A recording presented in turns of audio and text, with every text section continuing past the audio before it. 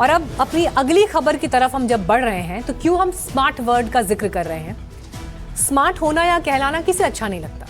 Smart के चक्कर में अब तो लोगों में अपने घरों या अपनी शॉप या अपने ऑफिस में स्मार्ट लॉक या डिजिटल लॉक या बायोमेट्रिक एक्सेस सिस्टम लगाने का चलन भी बढ़ गया है।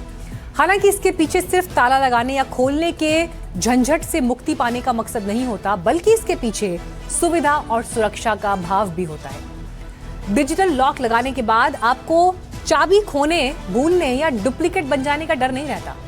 आपका दरवाजा फिंगरप्रिंट, पासवर्ड, मोबाइल ऐप या कार्ड से खुल जाता है। लेकिन हाल में देश की राजधानी दिल्ली या फिर यूपी की राजधानी लखनऊ में आग लगने की घटनाएं जिस तरह से सामने आई हैं, इन बड़ी घटनाओं में एक खास तरह का पैटर्न देखा गया, और वो ये कि यही ऑटो लॉक दरवाजे सबसे बड़े संकट के समय आपको धोखा दे जाते हैं।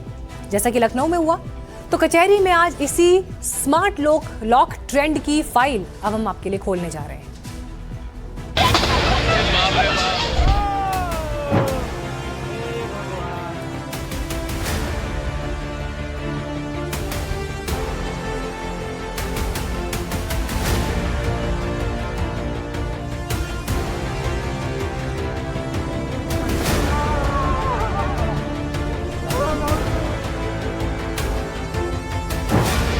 आग, लपटें, धुआं, चीख पुकार, उसका कॉल आया था, पापा बचा लो। मेरा बेटा भी होता। और देखते ही देखते 15 लोगों की मौत। लखनऊ में सोमवार को एक 3D एनिमेशन कंपनी के ऑफिस में हुए अग्निकांड में यह सवाल बड़ा परेशान कर रहा है कि जब बिल्डिंग में आग लगनी शुरू हुई तो अंदर फंसे बच्चे एंट्री गेट से तुरंत बाहर क्यों नहीं निकल सके। वो जिस दरवाजे से अंदर गए थे उसी रास्ते वो फौरन बाहर क्यों नहीं आ पाए। क्या लोगों को सुरक्षित रखने के लिए लगाए गए सुरक्षा इंतजाम ही उन्हें अंदर फंसाने की वजह बन गए। जब एनडीटीवी का कैमरा इस इमारत के अंदर पहुंचा तो तीसरी मंजिल में उस लॉक्ड दरवाजे का पता चला। ये वो दरवाजा है जो दरवाजा खुला नहीं था और ना खुलने के चलते तमाम डेड बॉडीज थी मिली थी। अंदर की तस्वीरें देखिए, ये गड्ढा खुला हुआ है और इसी गड्ढे से डेड बॉडीज को निकाला गया था। ये वो कंप्यूटर सेंटर है जहां पर डेड बॉडीज मिली थी। अंदर की तरफ आग नहीं थी। ये एक्सक्लूसिव तस्वीरें हैं। ये तस्वीरें हम आपको दिखा रहे हैं जहां पर ये डेड बॉडीज मिली थी। एक्सक्लूसिव तस्वीरें हम दिखा रहे हैं अंदर की तमाम। देखिए अंदर आग के बाद किस तरीके से सब कुछ बिखरा हुआ है। अंदर का असर हम आपको दिखा रहे हैं, अंदर क्या कुछ हुआ था। इसी के बाथरूम में यहाँ पर तमाम चीजें बिखरी हुई दिखाई दी थी। तो देखिए ये वो तस्वीरें हैं, यहाँ तक की एक्सक्लूसिव तस्वीरें हम आपको दिखा रहे हैं। तो आग के अंदर देखिए कैसे यहाँ पर सब कुछ जला बिखरा है। इस कोने से बच्चे कूदते हुए दिखाई दिए थे। ये जो कोना है, इसी कोने से तार को पकड़कर बच्चे कूदते हुए दिखाई दिए थे। और ये वो पूरा घटनाक्रम आपको एक्सक्लूसिव तस्वीरें हम दिखा रहे हैं। जी हाँ, लखनऊ की जिस बिल्डिंग के तीसरे माले पर लोग आग लगने के बाद अंदर फंस गए थे, कहा जा रहा है कि उसके गेट पर स्मार्ट लॉक लगा हुआ था। जब आग लगी, लपटें उठी, पूरी इमारत धुआं धुआं हो गई। तो आग में घिरे लोग बदहवास इधर उधर भागने लगे। बदहवासी इस कदर थी कि वो दरवाजे पर लगा स्मार्ट लॉक खोल भी नहीं पाए। बताया जा रहा है कि डिजिटल लॉक ऑफिस के एंट्री गेट पर लगा हुआ था। वो डिजिटल लॉक अंगूठे के निशान से ही खुलता था। उससे ये भी दर्ज हो जाता है कि एंट्री करने वाला कब आया और कब गया।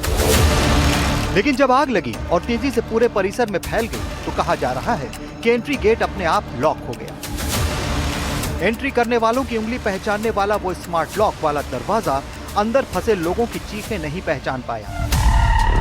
जब डिजिटल लॉक वाला एंट्री गेट नहीं खुला तो कई बच्चे जान जोखिम में डालकर बड़ी जद्दोजहद करते हुए खिड़की से बाहर आए और बिजली का तार पकड़कर नीचे उतरे। लेकिन सभी ऐसे खुशकिस्मत नहीं थे।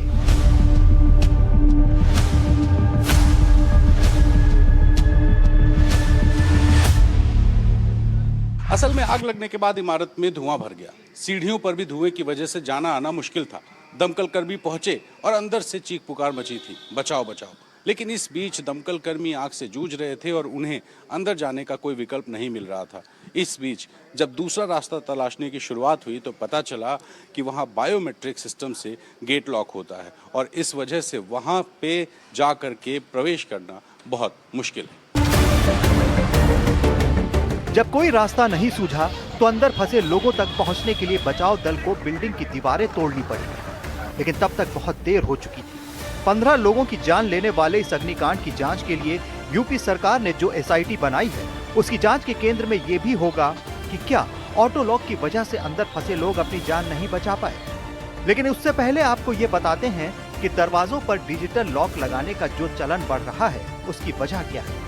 ये ऑटो लॉक कैसे काम करता है, पहले इसे समझते हैं।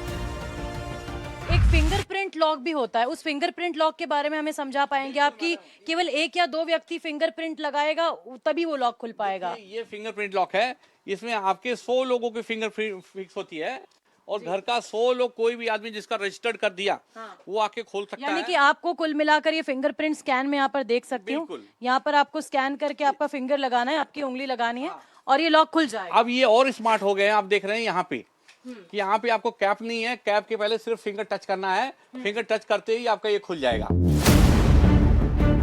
तो ये वो डिजिटल लॉक है जो कि फिंगरप्रिंट से खुलता है और जिसके बारे में कहा जा रहा है कि लखनऊ हादसे में उस बिल्डिंग के एंट्री गेट पर यही लॉक लगा हुआ था और ये पैटर्न हाल में हुई आग की बड़ी घटनाओं में लगभग हर जगह देखने को मिला है। मई 2026, जगह विवेक विहार, दिल्ली। एक बिल्डिंग में एसी फटने से हुए अग्निकांड में भी लोग अंदर फंसकर रह गए थे, क्योंकि दूसरी मंजिल पर हुए शॉर्ट सर्किट के कारण दरवाजे पर लगे इलेक्ट्रॉनिक स्मार्ट लॉक खराब हो गए और जाम हो गए। इससे अंदर मौजूद लोग अपने कमरों में ही फंस गए। इस हादसे में 9 लोगों की जान चली गई थी। जून 2026, जगह मालवीय नगर, दिल्ली।